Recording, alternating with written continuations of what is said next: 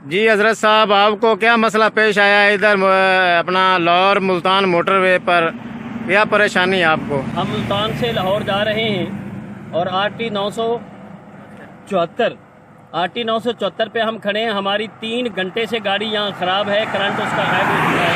ہمارے پاس فیملی ہے جو اس گاڑی میں بیٹھی ہوئی ہے، لیکن یہ ہم نے اطلاع بھی ان کو کی ہے، انہوں نے ہمیں جواب بھی دیا ہے، ہماری کال سنی بھی ہے اور کہا کہ 10 منٹ کے اندر ہم اپنا آدمی آپ کے پاس بھیج رہے ہیں۔ اس 10 منٹ کہے کو تقریباً 3 گھنٹے ہو چکے ہیں۔ اس کے بعد بھی ہم کال ملاتے رہے ہیں، 2 بار بعد میں بھی سنی ہے 2 بار، لیکن ہمارے پاس کوئی بندہ نہیں آیا۔ ہمارے بچے یہاں ذلیل ہو رہے ہیں، دھوپ کے اندر کھڑے رہے، ہم 3 گھنٹے سے کھڑے رہے۔ ان کا حق بنتا ہے کہ ہماری جو کال ہے وہ جب سن لی تھی تو اپنا آدمی بھیجتے اور ہمارے مسئلے کو حل کرتے۔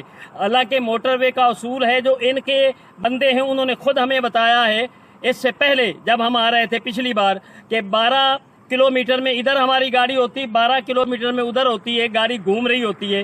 اب 3 گھنٹے ہو چکے ہیں، نہ ادھر کوئی گاڑی گزری ہے نہ ادھر سے کوئی گاڑی گزری ہے، اور ہم یہاں ذلیل و خوار ہو رہے ہیں باوجود اطلاع کرنے کے اور ان کے کال سننے کے۔ یا ہم نے اطلاع نہ کی ہوتی اور انہوں نے کال نہ سنی ہوتی، پھر ہوتا کہ ان کو اطلاع نہیں ہے۔